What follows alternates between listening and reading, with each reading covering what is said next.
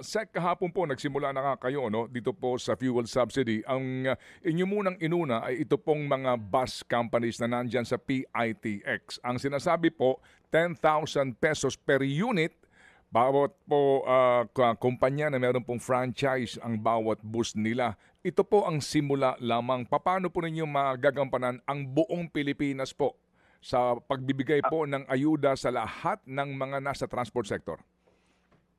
Yes po, nagsimula po tayo kahapon po no, yung fuel subsidy program po natin, Manong Ted, 2.5 billion po yun. And niliwanagin ko po, no, yung kahapon po, yung pinakita po natin, yung nakasama natin, mga Metro Manila po yun na mga bus operators, mga ilan po doon, provincial bus operators. Pero po since this is a nationwide program po, no, kahapon din po nagsimula na rin po kami mag-roll out nationwide. So based on my report yesterday po, no, we were able to kumbaga credit and disburse and kumbaga nakapagbigay kami sa buong bansa po ng mga 60,000 operators po ang nakinabang. At ito we're talking about 101,000 units thereabout.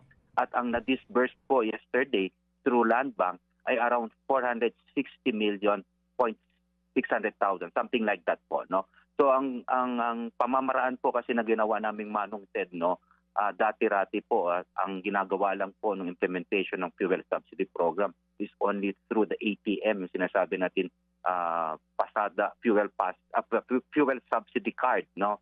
Ang ginawa po natin ngayon, nagipag-ugnayan tayo sa Land Bank. Sabi natin sa Land Bank kasi sila nagki-credit, baka pwede nyo na rin kaming bigyan ng manager's check, pumayag po sila. Sabi namin baka pwede na rin tayo magbigay ng mga dedicated and designated personnel ng Land Bank, ng bangko na ituloy yung gagawin. Pangalawa po, nakipag-ugnayan din tayo, nakipag-partner tayo sa mga e-wallets po natin tulad po ng GCash, Paymaya, para at least mapapabilis po yung ating pamimigay at hindi na rin mantala yung mga drivers.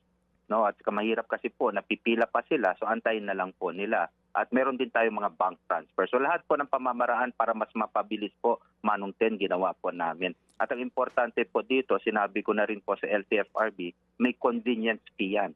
Huwag nyo nang tayo na ang sumagot sa convenience fee, huwag nyo pong i-charge sa ating mga beneficiaries at siguraduhin kung magkano yung sinabi natin, kung 10,000, 5,000, yun yung talagang makukuha nila. Walang bawas because of convenience fee.